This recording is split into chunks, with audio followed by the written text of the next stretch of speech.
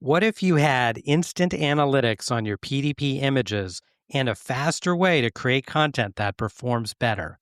That's what we're diving into in today's episode, how top brands and retailers are using analytics and automation to stay ahead across retail media and the digital shelf. It's Rapid helps teams scale smarter. They analyze image performance, they help you create optimized assets for retail media networks and the digital shelf, and they integrate directly with PIM and DAM systems for seamless execution.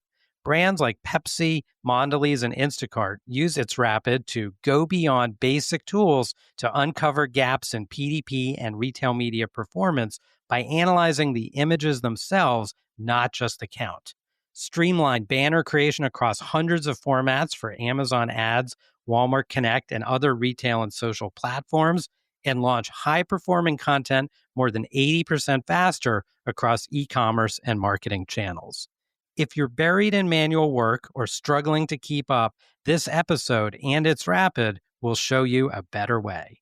Visit itsrapid.ai to learn more.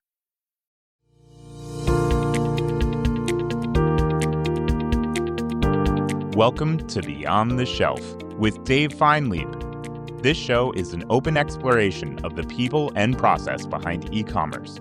Through conversations with innovators in the space, we learn the stories of these leaders and their strategies for e-commerce success.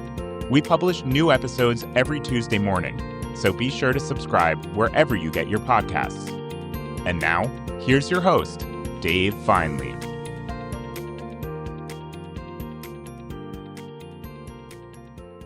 Welcome back to Beyond the Shelf. My guest today is John Santaferraro. John is the founder and CEO of Ferraro Consulting, where he advises retailers, brands, and solution providers on retail media, e-commerce, data, and digital transformation. His work puts him directly inside organizations as they work to modernize operating models and turn strategy into execution. He's also the host of the Digital Analyst podcast, where he speaks with industry leaders about retail media, e-commerce, and technology. That combination of hands-on consulting and ongoing analysis gives John a clear view into what's actually changing in retail and what's still getting in the way. Today, we'll talk about John's career path, how the retail media and e-commerce landscape is evolving, where execution breaks down, and how emerging technologies, including AI, are shaping the next phase of e-commerce. John, welcome to the show. Glad to be here, David. Excited about this conversation. This is going to be a good one. Take us back first. How'd you get your start in the space? Oh, well, it's quite a story. I actually was a youth pastor for 10 years and then co-founded a software company with my worship leader in Silicon Valley, got venture capital funding, and have been in technology and marketing ever since that time. So it's been an interesting course forward. That is not a linear path, is it? No. It surprises most people until they find out that I was a youth pastor in Cupertino, California. So right in the heart of Silicon Valley. It's probably the only place in the world a guy like me could found a company as a marketing leader and get venture capital funding and have a career in tech and marketing. What a great story. What are some of your experiences that have shaped how you think about and work in this retail transformation? For me, I think it's having been around it for an entire generation, 40 years, right? And having seen retail when the only way to buy was in the store, when suddenly this bookstore showed up online where you could buy books, right? Which we now know as Amazon.com. My guess is people today may not even know that Amazon started as a bookstore. Started selling books, exactly. Yes. Yeah.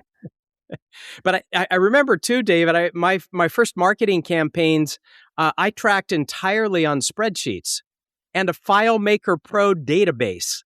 So there wasn't any kind of online there wasn't online, so there wasn't online advertising. There was mail. There wasn't any kind of marketing automation system or CRM. Everything we did on spreadsheets. So it's interesting to have seen this technology, MarTech industry, from the very beginning to see where we are today and to be able to understand where it came from, not just where we are.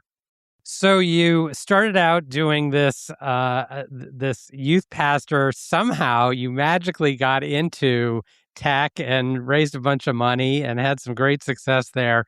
Now you're doing Ferraro Consulting. Tell us about that. What are you working on day to day, and what kind of clients do you work with? Day to day, my biggest focus area right now is agentic AI. Although historically, I've always looked at the data stack, right? But so I understand data engineering, I understand data warehousing, data lakehouses, all the stuff that sits underneath. What's happening today is that data stack is transforming into the AI stack.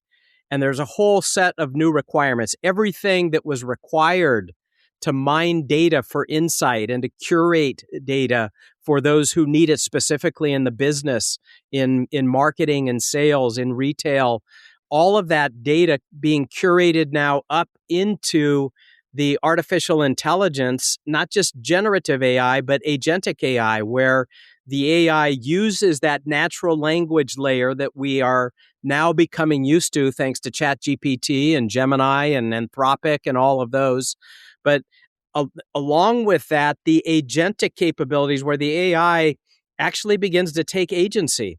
So I work with a mixture of people. About 50% of what I do is marketing strategy, right? How do you use all of this new technology to automate marketing, to be smarter about the way that you market, to be able to use the limited funds that you have in a better way, as well as everything that goes along with that, right? Messaging, positioning, you name it. And then the other 50% is as an industry analyst. So I'm fortunate to have a constant stream of technology vendors that are coming to me with their latest releases or hiring me to help them figure out product strategy or a roadmap. So it allows me to have one foot in where things are at with technology right up to the last announcement that was made, as well as the other foot then sitting with clients, helping them figure out how to make sense out of all of it. So a very exciting, very educational, I imagine, and probably super fun combination of work that you get to do. Yeah, I love the learning side is so great. Being able to learn from vendors, but also to be able to feed into their strategies. I mean, it's a collaborative effort, but I am learning every day, and I can't keep up anymore, David. It's moving so fast. I've had to specialize, right? Yeah. You can't, there's too much to really fully understand everything that's happening. John, will you give us the 101 on LLMs, generative and agents or agentic? You talked about it a little bit, but just parse those apart for us. Right. So at a base level, you've got generative AI, and that is the LLMs, right? The large language models. And that, natural language search and natural language query has been around for about 10 years. But what happened with ChatGPT is there was enough compute power and a mature enough set of language and knowledge that has been put into the model that the LLMs could suddenly respond with human-like responses with all kinds of intelligence. I think of the best example being an executive who is using ChatGPT. It's not just write faster emails. That ChatGPT or that large language model has probably read every book on leadership that has been written. Whether the writers allowed them to or not, if there's any part of that online, if there's writings about it, they found it. They found online courses about leadership. They know about people like Stephen Jobs and Elon Musk and some of the best CEOs of all times. And all of that knowledge sits in that language model. So the executive can go on and ask questions like, well, will you be a board of advisors for me that is made up of Stephen Jobs, Elon Musk, and you name it, right? And here is my strategy. Do me a favor and analyze it and tell me what I'm missing. Yeah. So it's that human-like language interaction. Now, what the LLMs don't do is they really can't reason well, and they don't do complex analytics. and they actually don't act well either. So those language models have given us a way to communicate with artificial intelligence. The agentic AI comes in and we add reasoning, the ability to learn like the language models, and the ability then to take action on behalf of a person, an organization, a device, a machine, an application. And so the agentic AI adds the element of agency.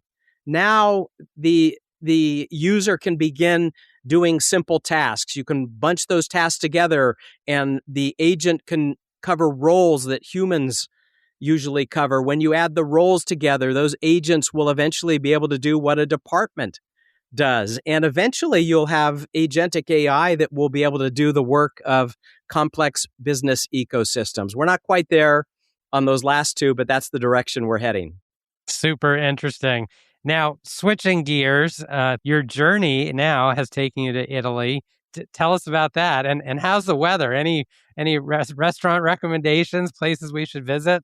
Well, 4 years ago after COVID, the one great thing that happened in COVID is that many of us realized that we could work remote and make it work. And yes, face-to-face time is important. It always will be. But at the end of COVID, we looked at the possibility of moving to another country, and why not Italy? So we are now renting a little farm about 40 minutes outside of Florence, 400 olive trees, a nice production of olive oil. And my wife and I, in our spare time, we work with Italian couples to help them have beautiful marriages. So it's the best of all worlds, David. I mean, business, that continues to be exciting with artificial intelligence, located in Italy, and a chance to give back with our spare time. It's a good life. It sounds amazing. It sounds like you're living the dream. The Digital Analyst podcast, how'd you get that started? And what sort of gap were you trying to fill in the market? The Digital Analyst podcast, a big thanks to Solutions Review and their InsightJam.com YouTube channel, because I approached them about a year and a half ago and asked if they would be willing to have me as a podcaster with a new program on their channel, and they said yes. That we in the marketplace, we're looking at a couple of things. One, how to make sense out of AI. There's so much noise, so much hype. Yeah. And so the goal is to help business people understand not just what AI is, what is the latest, how to cut through the hype, and then how to use that technology to dominate their markets. I mean, the companies that figure out how to use AI properly, they're going to be big winners. And the ones that don't, there's going to be a lot of losers. They're not going to exist in 3 to 5 years. So the podcast really helps two things, right? To make sense out of AI and to help companies achieve digital dominance. And it's been going great. I mean, we just, after 32 episodes, we reached a million views. So it's a blast. But again, thank you to Solutions Review. They now have 1 million subscribers on their channel, and that's what's feeding a lot of the Digital Analyst podcast success. Amazing. Incredible. Congratulations on the success. And we're expecting hundreds of episodes, John. So yeah, I hope so. Yes.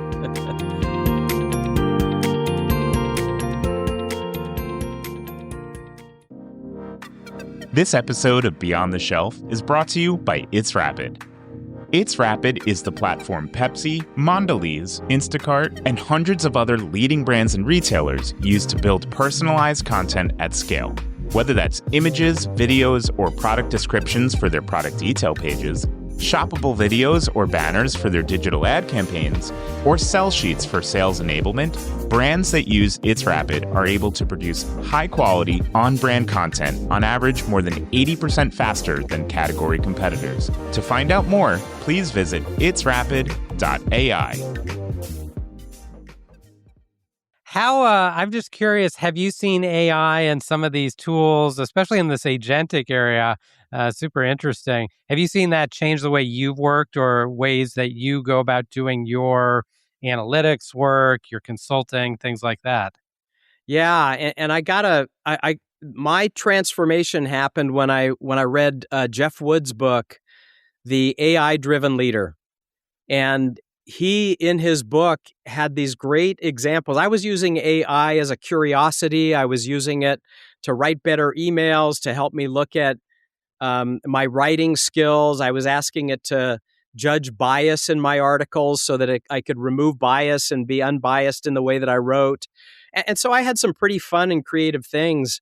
And Jeff turned that around. I mean, in the book, The AI Driven Leader, he talks about, hey, how for leaders, AI becomes your thought partner. You're still the strategic partner, but AI becomes your thought partner. So that's when I began to look at it and have it play different roles as my thought partner as a leader to help me look at my strategy for my company, the vision. Is there a way to fine tune it?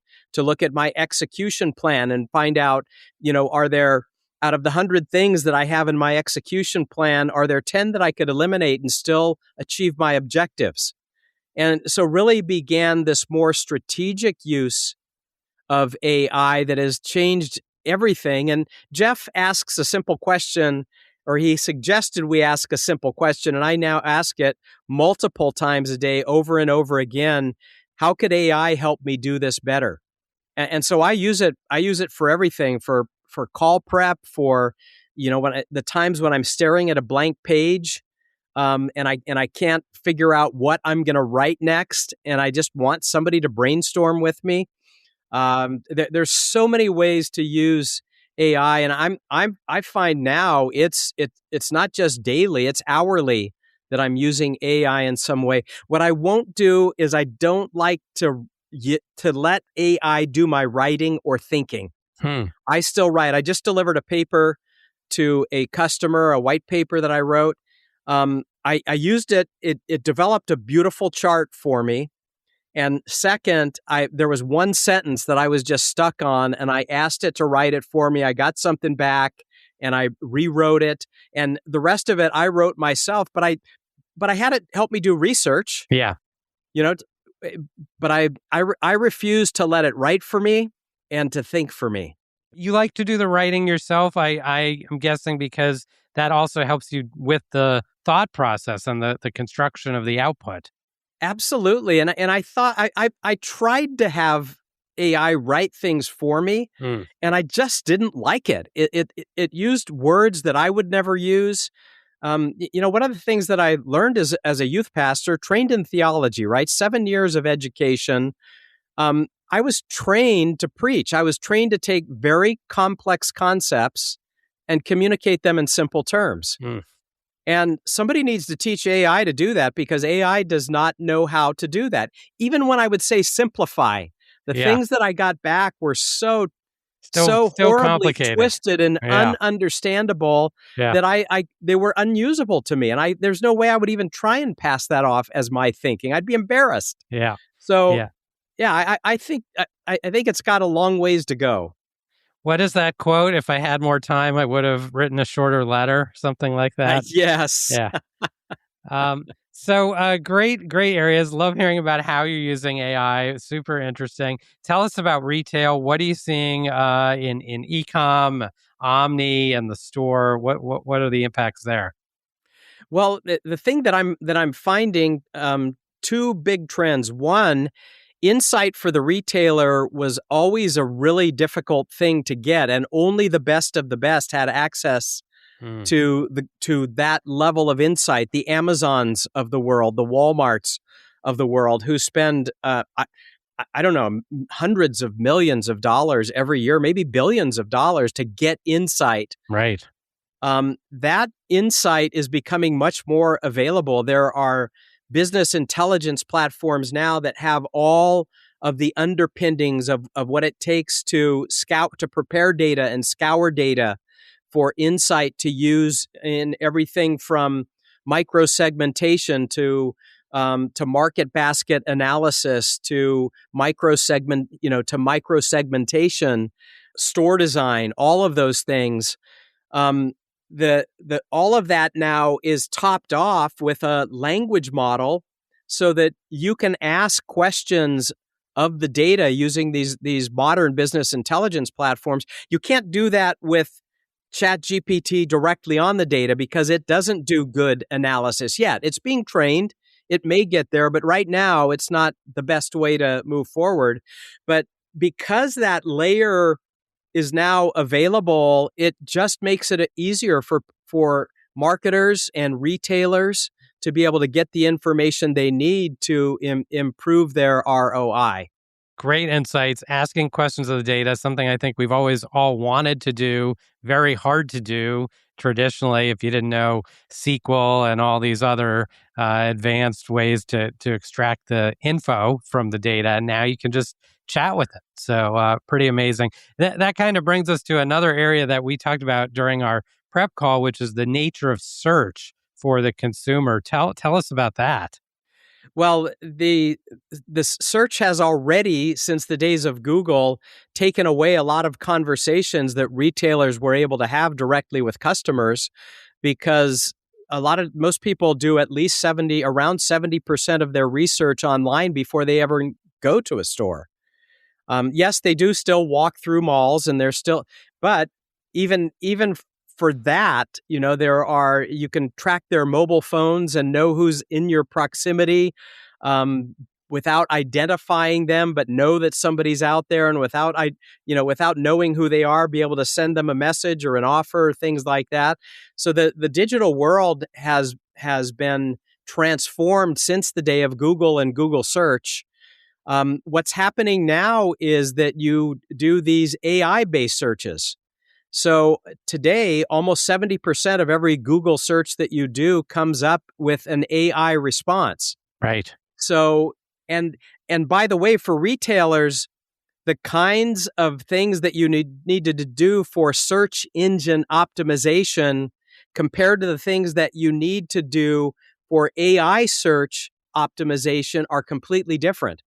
So all of the SEO work that has been done over the last 10 or 15 years, that's all being rewritten right now, because it turns out that video content and narrative tend to be much stronger and better than just using a bunch of keywords that show up in somebody's algorithms. So it's a whole new way of thinking about getting the attention of people and buyers that are out there. Super interesting. Great way to think about not only the change in how the information is being presented to the consumer, but also everything we have to do, everything we can do now with different types of content. You mentioned imagery, videos, not just the text anymore that all go into this. So yeah, I'll give you an example. It's like when in the traditional search world online, if I wanted to buy a product, I would search first. I would do a search for the products and where they're available, and I would probably ask for comparisons, and I'd find review sites, right, that have reviewed products, and I could go to that site and go through the reviews. Right. And then I want like a quality review. Just give me the stars. Is it 1 to 5 stars in terms of the quality of the product or the service or whatever it is? And I'd go to those sites to find out. And then I'd try and figure out the best way to buy it. Do I buy it online? And it had all of these steps. Now I can ask in one question all of those things. And especially someplace like Gemini, which powers the Google searches, I mean, I can ask all of that in one question and a full review comes back. What you're saying is it really compresses the workflow, all these steps that I would have taken before. Now I can ask a question, basically get the answer. Now, I need to learn how to write that prompt, right? Because I That's do the trick. need to be specific, but I know, I've been doing search long enough online to understand clearly what are all of the steps that I normally would have done. So I just write that into a single prompt, and then I keep it in my prompt library. I have a library of prompts. So if I ever go to buy a product again, I have the prompt it's all written, it's stored, and I just go grab that again and insert a new product, and off I go. Amazing. So you've got the selling technique, you've got the storytelling, and now you're an expert prompter. So you're set. John, this has been a great conversation. I would love to keep going. I want to save a few minutes here for the rapid rundown. A couple of fast-paced questions, your quick thoughts. First off, one retailer or brand, and even if you can't name them by name, general area that you think is executing especially well right now. I have to say Amazon. Yeah, I mean those they're nailing it. I mean they have all of the digital to be able to do everything they need to do. My groceries just arrived at the doorstep here in New York. I'm visiting New York, and I'm up on the 5th floor in an apartment, and they arrived right at my doorstep. Everything was cold that needed to be cold. Otherwise, I mean, it was beautiful. What's a question retail leaders and brand leaders should be asking more often, but usually don't? Well, the question they have to ask now is, how can I better use AI to beat the competition? Because what's happening is everybody is starting to use AI in exactly the same way. And AI is new enough that we're mostly using AI to do old things that we've always done more better. As a retailer, you need to figure out, be the one to think through this and work with your teams to figure out, how can we do something new with AI? What are the new paradigms, the new business models that we can operate in now that we have access to the power of AI? Favorite podcast or book you've read recently? My favorite book is still the Bible. I read it every single day. I love it. I find great wisdom. I get peace from it. I don't think I will ever have another favorite book. But you did mention one that I wanted to mention again here about AI. Will you give us that title again? Yes, that is Jeff Wood's book, The AI-Driven Leader. Fantastic. I recommend it for everybody. Absolutely great. The AI-Driven Leader by Jeff Woods. How do you personally reset or recharge when work gets intense? Once a month, I have a day of silence. I spend 4 hours in silence at my property, and I've actually started inviting other people to come and join me, and people thrive in that. There's so much busyness in the world, and I find that is a beautiful reset for me. It helps me tune out voices that I don't want to hear and tune in to the voices that really matter. So there is hope for those of us who are at 3 to 5 minutes of meditation to make our way to longer than that. Absolutely. All right. I love it. John, what a great story. What an inspiration you are. And save some sunshine and some olive oil for us, will you? Sounds good. Sounds good. Thank you so much for having me, David. It's been great having you on the show. If our listeners want to reach you online, what's the best way for them to do that? John Santaferraro, connect with me on LinkedIn. I'm actually on the other end of it, so we can start a conversation. Check out the Digital Analyst podcast. You can search for it on YouTube. Sign up and subscribe, and I think you'll enjoy some really good content there. Amazing. John Santaferraro, thanks so much for joining us on Beyond the Shelf. Thank you.